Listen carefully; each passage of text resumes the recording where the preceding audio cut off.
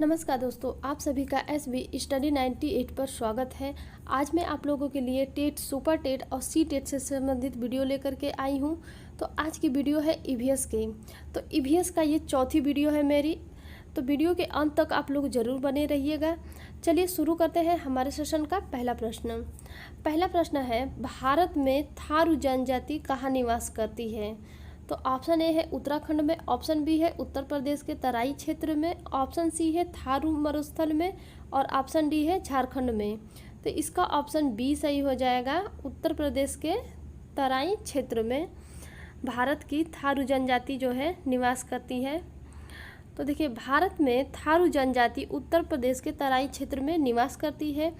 तो आगे है, भारत सरकार द्वारा थारू लोगों को अनुसूचित जनजाति का दर्जा दिया गया था या मिला था। थारू जनजाति के लोग जो है दीपावली को शोक के रूप में मनाते हैं, शोक त्यौहार के रूप में मनाते हैं। आगे देखिए, एक पॉइंट है कि जनजातियों के शैक्षणिक संस्था को युवा गृह कहा जाता है। तो ऑप्शन इसका बी सही हो जाएगा, उत्तर प्रदेश के तराई क्षेत्र में। चलिए आगे देखते हैं, अगला प्रश्न देखते हैं। अगला प्रश्न है, भिलाई इस्पात संयंत्र कहाँ स्थित है? पूछा है, भिलाई इस्पात संयंत्र कहाँ स्थित है? ऑप्शन ए है छत्तीसगढ़ में, ऑप्शन बी है झारखंड में, ऑप्शन सी है मध्य प्रदेश में और ऑप्शन डी है उड़ीसा में।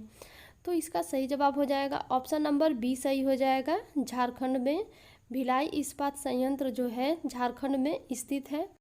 तो दिया है भिलाई इस्पात संयंत्र। तो आइए इसके बारे में कुछ पॉइंट जानते हैं। तो देखिए, पहला है, भिलाई इस्पात संयंत्र दुर्ग जिला छत्तीसगढ़ राज्य में स्थित है।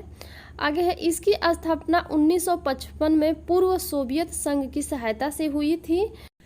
और है, यह संयंत्र रेलवे ट्रैक का उत्पादन करती है। तो भिलाई इस्पात संयंत्र झारखंड में स्थित है। चलिए अगला प्रश्न देखते हैं। तीसरा प्रश्न है, निम्नलिखित में से कौन सा एक शीतोष्ण घास प्रदेश नहीं है? पूछा है, कौन सा एक शीतोष्ण घास प्रदेश नहीं है? तो ऑप्शन ए है डाउन्स, ऑप्शन बी है कंपास, ऑप्शन सी है पंपास और ऑप्शन डी है प्रेयरी। तो इसका ऑप्शन नंबर सही हो जाएगा बी, कंपास जो है शीतोष्ण घास प्रदेश नहीं है। बाकी सब डाउन्स हो गया, पंपास हो गया, प्रेयरी हो गया, ये शीतोष्ण घास प्रदेश हैं। तो आइए कुछ शीतोष्ण घास प्रदेशों के बारे में जानते हैं कि कौन सी घास किस प्रदेश में पाई जाती है। तो प्रेयरी जो है USA और कनाडा में पाई जाती है। पंपास जो है अर्जेंटीना में पाया जाता है। डाउन्स जो है ऑस्ट्रेलिया में, स्टेपी एशिया में और वेल्ड जो है दक्षिण अफ्रीका में पाए जाते हैं। तो इसका ऑप्शन बी सही हो जाएगा, कंपास। चलिए आगे देखते हैं, अगला प्रश्न देखते हैं।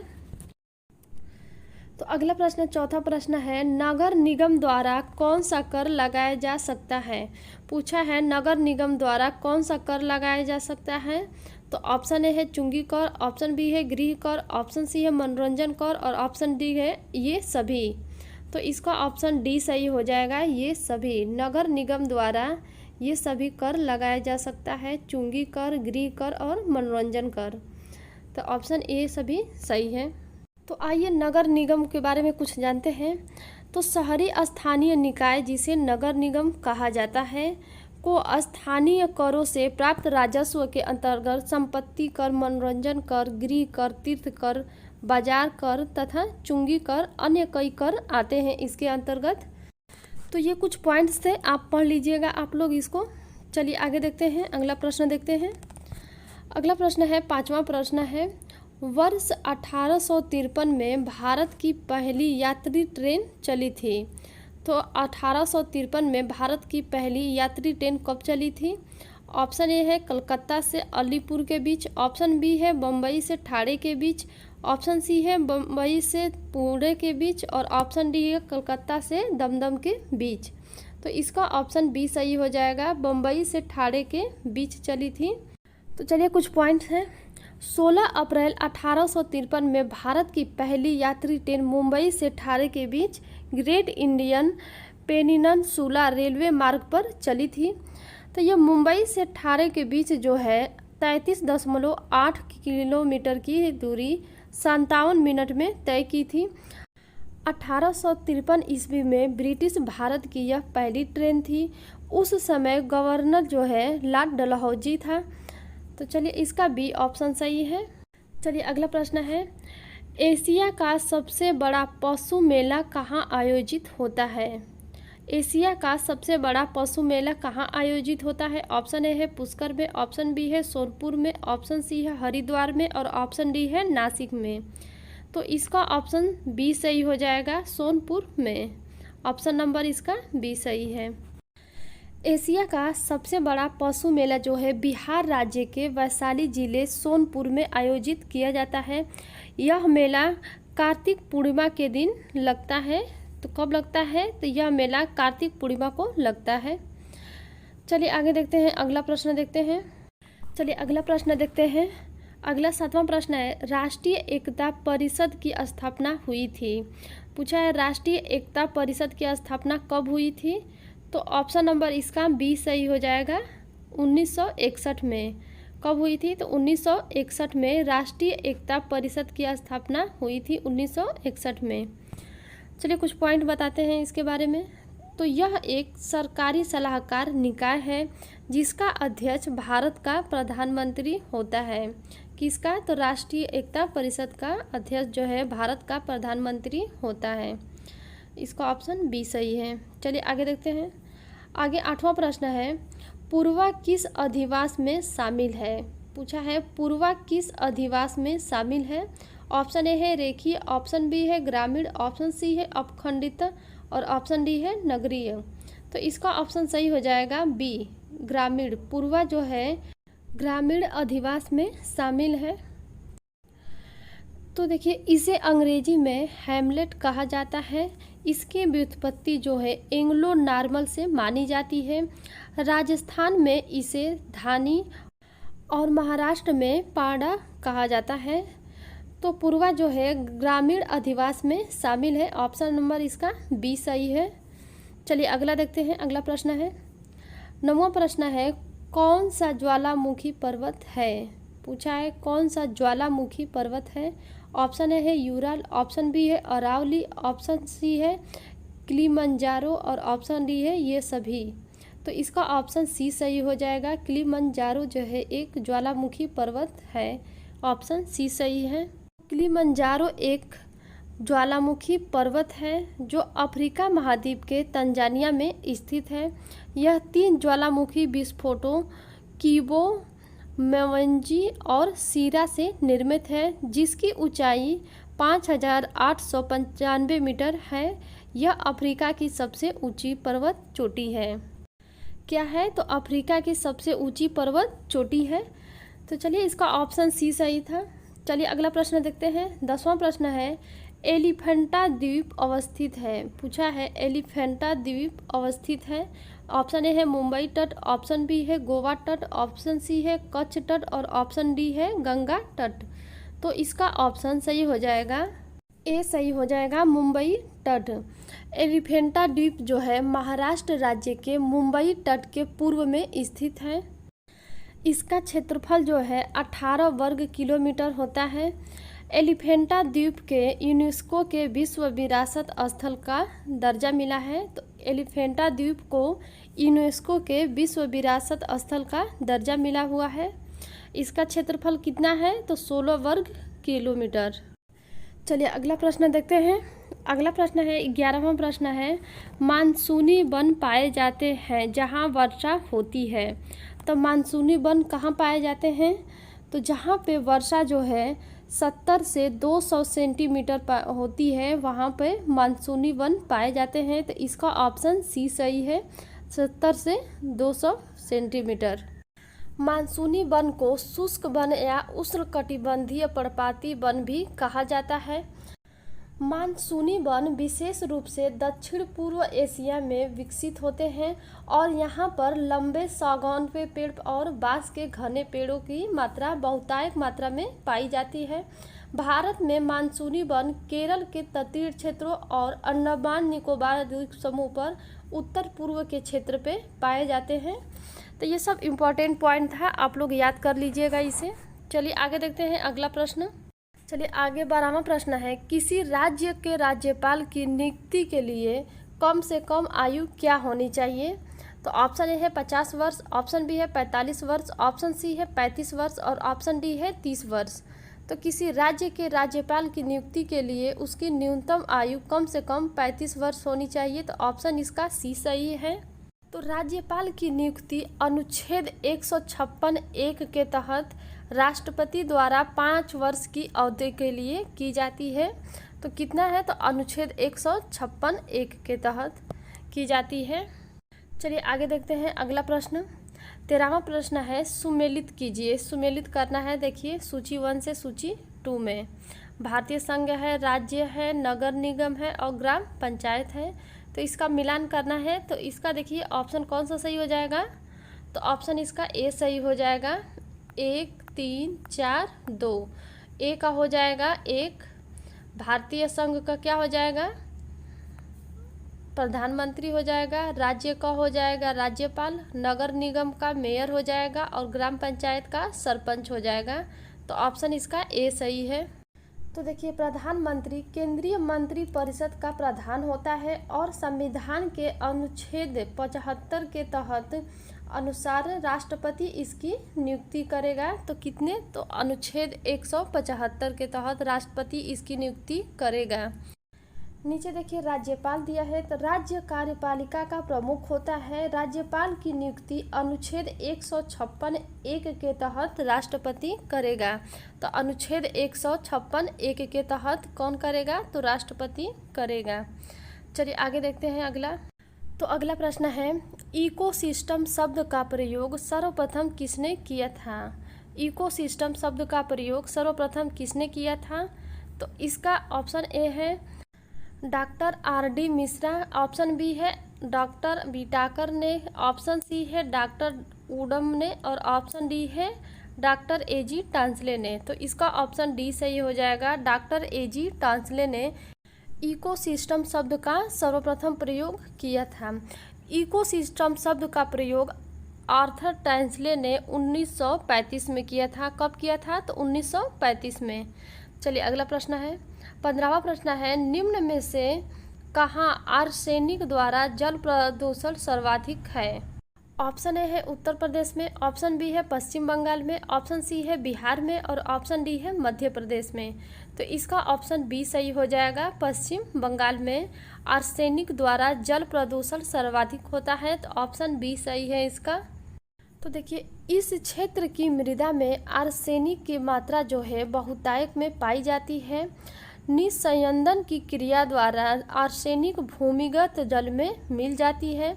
इस कारण जल प्रदूषण में आर्सेनिक की मात्रा सर्वाधिक पाई जाती है।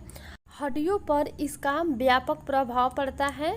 तो हड्डियों पर इसका व्यापक प्रभाव पड़ता है। चलिए आगे देखते हैं अगला प्रश्न। अगला प्रश्न है 16 नंबर, वायुमंडल का प्रमुख स्तर जो पृथ्वी के सबसे पास है। तो कौन सा है वायुमंडल का प्रमुख स्तर जो पृथ्वी के सबसे पास कौन सा है? तो ऑप्शन ए है समताप मंडल, ऑप्शन बी है आयन मंडल, ऑप्शन सी है मध्य मंडल और ऑप्शन डी है क्षोभ मंडल। तो इसका ऑप्शन डी सही हो जाएगा। क्षोभ मंडल जो है वायुमंडल में पृथ्वी के सबसे पास में, ऑप्शन नंबर इसका डी सही है। चलिए अगला प्रश्न है 17 प्रश्न है 17वां नंबर, कोटोपाक्सी एक जागृत ज्वालामुखी है जो स्थित है। तो कोटोपाक्सी जो है कहाँ स्थित है? ऑप्शन ए है शिमली में, ऑप्शन बी है राकीज में, ऑप्शन सी है एंडीज में और ऑप्शन डी है हवाई में। तो इसका ऑप्शन सी सही हो जाएगा, एंडीज में। कोटोपाक्सी ए ज्वालामुखी जो है एंडीज में स्थित है। कोटोपैक्सी एक जागृत ज्वालामुखी है जो एंडीज पर्वत श्रृंखला में इक्वाडोर में स्थित है। यह विश्व की सबसे ऊंची ज्वालामुखी पर्वत है। वर्ष 1942 में अंतिम बार यह उद्गार हुआ था और यह अभी भी जागृत अवस्था में है। इसकी ऊंचाई 5897 मीटर है। कितनी है? तो इसकी ऊंचाई 5897 मीटर है। चलिए ये रहा कोटोपैक्सी। तो चलिए आगे देखते हैं अगला प्रश्न। चलिए अगला प्रश्न है, 18वां प्रश्न है, जब दिन और रात की अवधि बराबर होती है तो सूर्य की किरणें सीधा पड़ती है। तो ऑप्शन ए है उत्तरी ध्रुव पर, ऑप्शन बी है भूमध्य रेखा पर, ऑप्शन सी है दक्षिण ध्रुव पर और ऑप्शन डी है कर्क रेखा पर। तो जब दिन और रात की अवधि बराबर होती है तो सूर्य की किरणें भूमध्य रेखा पर सीधा पड़ती हैं। तो ऑप्शन नंबर इसका बी सही है। तो देखिए वर्ष में 2 बार दिन और रात बराबर होते हैं। तो कब होते हैं? तो 21 मार्च और 23 सितंबर को दिन और रात बराबर होते हैं। तो वर्ष में कितनी बार? तो 2 बार। चलिए आगे देखते हैं। अगला प्रश्न 19वां प्रश्न है, शुष्क भूमि के लिए सर्वाधिक उचित फसल कौन सी है? शुष्क भूमि के लिए सर्वाधिक उचित फसल कौन सी है? ऑप्शन ए है गन्ना, ऑप्शन बी है जूट, ऑप्शन सी है गेहूं और ऑप्शन डी है मूंगफली। तो इसका ऑप्शन डी सही हो जाएगा, मूंगफली। तो देखिए मूंगफली जो है शुष्क प्रदेशों का वर्षा आधारित खरीफ की फसल है। मूंगफली जो है खरीफ की फसल है। देखिए आगे गेहूं है, तो गेहूं जो है शीतोष्ण कटिबंधीय रबी की फसल है। गेहूं रबी की फसल है। गन्ना है, देखिए गन्ना दिया है, तो गन्ना जो है उष्ण कटिबंधीय क्षेत्र का फसल होता है। तो गन्ना उष्ण कटिबंधीय क्षेत्र। तो ये कुछ पॉइंट्स थे, आप लोग देख लीजिएगा। चलिए आगे देखते हैं अगला प्रश्न। चलिए 20वां प्रश्न है, संविधान सभा ने कब राष्ट्रीय गान को अपनाया था? संविधान सभा ने कब राष्ट्रीय गान को अपनाया था? ऑप्शन ए है 20 जनवरी 1950, ऑप्शन बी है 13 नवंबर 1949, ऑप्शन सी है 21 मई 1949 और ऑप्शन डी है 24 जनवरी 1950। तो इसका ऑप्शन ए सही हो जाएगा। 24 जनवरी 1950 को संविधान सभा ने राष्ट्रगान को अपनाया था। तो राष्ट्रगान को प्रथम बार कांग्रेस के कलकत्ता अधिवेशन में वर्ष 1906 में गाया गया था। गुरुदेव रविंद्रनाथ टैगोर जो है राष्ट्रगान के रचयिता हैं। कौन है? गुरुदेव रविंद्रनाथ टैगोर राष्ट्रगान के रचयिता हैं। चलिए अगला प्रश्न देखते हैं। 21वां प्रश्न है, किस देश को श्वेत हाथी का भूमि कहा जाता है? किस देश को श्वेत हाथी का भूमि कहा जाता है? ऑप्शन ए है थाईलैंड, ऑप्शन बी है चीन, ऑप्शन सी है दक्षिण अफ्रीका और ऑप्शन डी है दक्षिण कोरिया। तो इसका ऑप्शन ए सही हो जाएगा, थाईलैंड। थाईलैंड को श्वेत हाथी का भूमि कहा जाता है।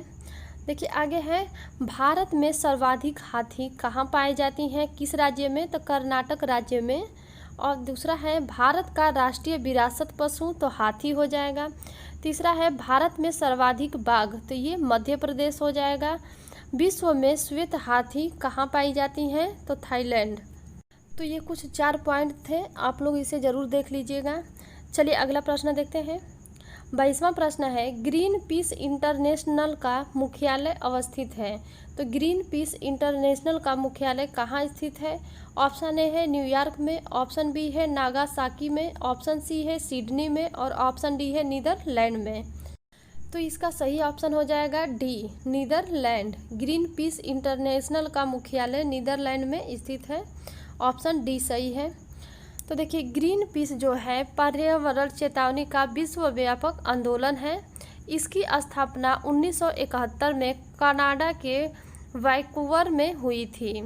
इसका उद्देश्य विश्व भर में व्यापक रूप से पर्यावरण की सुरक्षा करना है। तो इसका उद्देश्य क्या है? विश्व भर में व्यापक रूप से पर्यावरण की सुरक्षा करना। चलिए आगे देखते हैं अगला प्रश्न। 23वां प्रश्न है, निम्न में से कौन सी योजना का संबंध हरियाणा से नहीं है? ऑप्शन ए है दयालु योजना, ऑप्शन बी है चिराग योजना, ऑप्शन सी है पंचमृत योजना और ऑप्शन डी है सेहत योजना। तो इसका ऑप्शन सी सही हो जाएगा, पंचामृत योजना। पंचामृत योजना जो है उत्तर प्रदेश राज्य से संबंधित है। तो ऑप्शन सी सही है इसका। बाकी देखिए दयालु योजना, चिराग योजना और सेहत योजना, तो ये हरियाणा राज्य से संबंधित है और पंचामृत योजना जो है उत्तर प्रदेश से। चलिए आगे देखते हैं अगला प्रश्न। 24वां प्रश्न है, भारत में निम्नलिखित में से कौन सी एजेंसी मुख्य रूप से प्रदूषण के मापन से संबंधित है? तो कौन सी एजेंसी जो है मुख्य रूप से प्रदूषण के मापन से संबंधित है? ऑप्शन ए है survey of India, option B है केंद्रीय जल आयोग, ऑप्शन सी है केंद्रीय प्रदूषण नियंत्रण बोर्ड और ऑप्शन डी है ग्रीन ट्रिब्यूनल। तो ऑप्शन नंबर इसका सी सही हो जाएगा। केंद्रीय प्रदूषण नियंत्रण बोर्ड जो है एजेंसी मुख्य रूप से प्रदूषण के मापन से संबंधित है।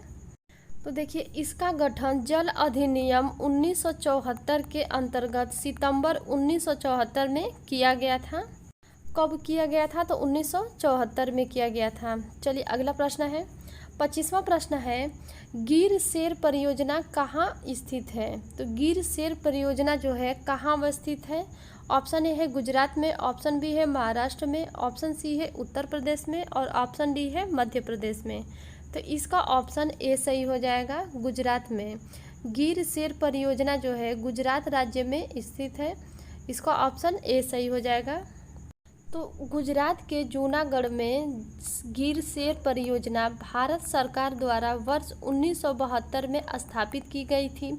यह वन्य जीव अभयारण्य शेरों के लिए प्रसिद्ध है। किसके लिए प्रसिद्ध है? तो शेरों के लिए प्रसिद्ध है। और इसकी स्थापना किस के द्वारा हुई? तो भारत सरकार द्वारा 1972 में स्थापित की गई। चलिए अगला प्रश्न है, फूलों की घाटी स्थित है। तो फूलों की घाटी कहाँ स्थित है? ऑप्शन ए है जम्मू कश्मीर में, ऑप्शन बी है हिमाचल प्रदेश में, ऑप्शन सी है सिक्किम में और ऑप्शन डी है उत्तराखंड में। तो फूलों की घाटी जो है उत्तराखंड में स्थित है। तो इसका ऑप्शन नंबर डी सही हो जाएगा, उत्तराखंड में। तो ऑप्शन नंबर डी सही हो जाएगा। फूलों की घाटी एक राष्ट्रीय पार्क है। यूनेस्को ने इसे विश्व धरोहर स्थल के रूप में घोषित किया है। ब्रिटिश पर्वतारोही फ्रैंक एस स्मिथ एवं आर.एल. होल्ड्सवर्थ ने लगाया था। यहाँ पे 500 से अधिक जो है फूलों की प्रजातियाँ पाई जाती हैं। तो कितना पाई जाती हैं? तो 500 से अधिक फूलों की प्रजातियाँ पाई जाती हैं यहाँ पे उत्तराखंड में। चलिए आगे देखते हैं, अगला प्रश्न देखते हैं। तो अगला प्रश्न है, 27वां प्रश्न है, शारदा एक्ट का संबंध निम्न में से किससे है? शारदा एक्ट का संबंध किससे है? ऑप्शन ए है बाल विवाह, ऑप्शन बी है दहेज प्रथा, ऑप्शन सी है बाल श्रम और ऑप्शन डी है अनिवार्य शिक्षा। तो शारदा एक्ट का संबंध बाल विवाह से संबंधित है। तो ऑप्शन नंबर इसका ए सही हो जाएगा, बाल विवाह। तो देखिए शारदा एक्ट 1929 का संबंध जो है बाल विवाह से है। इस एक्ट के तहत लड़कों की आयु 18 वर्ष और लड़कियों की आयु जो है 14 वर्ष तय की गई थी।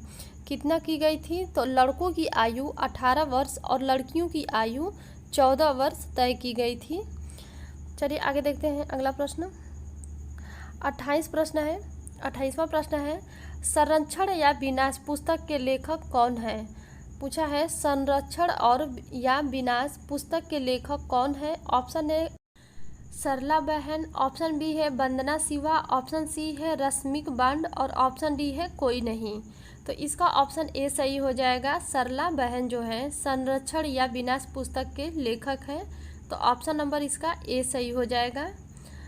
चलिए आगे देखते हैं, अगला प्रश्न देखते हैं। चलिए अगला प्रश्न है 29वां प्रश्न है, पारिस्थितिकीय पिरामिड सामान्यतः कितने प्रकार के होते हैं? तो पारिस्थितिकीय पिरामिड सामान्यतः 3 प्रकार के होते हैं। तो ऑप्शन नंबर इसका बी सही हो जाएगा, 3 प्रकार के होते हैं। तो देखिए नीचे तीनों का नाम दिया हुआ है। पहला है संख्या, दूसरा है जीव भार या बायोमास और तीसरा है ऊर्जा एनर्जी। तो ये तीनों जो है पिरामिड है। देखिए संख्या का पिरामिड जो है जीव भार के अनुसार उल्टा बनता है और जीव संख्या के अनुसार सीधा बनता है। दूसरा है जीव भार, तो इसका पिरामिड जो है सीधा और उल्टा दोनों बनता है। तीसरा है ऊर्जा, तो ऊर्जा का पिरामिड हमेशा कैसा बनता है? तो सीधा बनता है। तो ये देखिए यहाँ पे हमने ऊर्जा का पिरामिड बनाई हूँ मैं। तो देखिए पहले हो जाता है इसका उत्पादक होगा, प्राथमिक उपभोक्ता होगा, द्वितीय उपभोक्ता होगा और उच्च होगा। तो ये ऊर्जा का पिरामिड है। यह ऊर्जा का 10% का नियम फॉलो करता है जिसे लिंडेमान ने दिया था। तो ऊर्जा का 10% का नियम जो है किसने दिया था? तो लिंडेमान ने दिया था। चलिए आगे देखते हैं, 30वां प्रश्न है, रानी दुर्गावती किस जनजाति से संबंधित है? 30वां प्रश्न है कि रानी दुर्गावती किस जनजाति से संबंधित है? ऑप्शन ए है भील, ऑप्शन बी है गोंड, ऑप्शन सी है मुंडा और ऑप्शन डी है संथाल। तो रानी दुर्गावती का जो है गोंड जनजाति से संबंधित है, तो ऑप्शन नंबर इसका बी सही हो जाएगा, गोंड जनजाति। ऑप्शन नंबर बी सही है। तो चलिए आज के लिए इतना ही प्रश्न है। अगर मेरी वीडियो आप लोगों को अच्छी लगी हो तो प्लीज़ वीडियो को लाइक और शेयर ज़रूर करिएगा। मैं आप लोगों से एक बार फिर कहना चाहती हूँ कि वीडियो बनाने में बहुत मेहनत लगता है, तो प्लीज़ वीडियो को लाइक और शेयर ज़रूर करिए। अगर आप चैनल पर नए हैं तो प्लीज़ चैनल को सब्सक्राइब कर लीजिए, ताकि पर डे हम आप लोगों के लिए इसी प्रकार के वीडियो लाते रहें। अगर आप लोगों को इस वीडियो का PDF चाहिए तो डिस्क्रिप्शन बॉक्स में हमने लिंक दे दिया है, वहां से जाके आप PDF डाउनलोड कर सकते हैं। मिलते हैं नेक्स्ट वीडियो में। Thank you so much.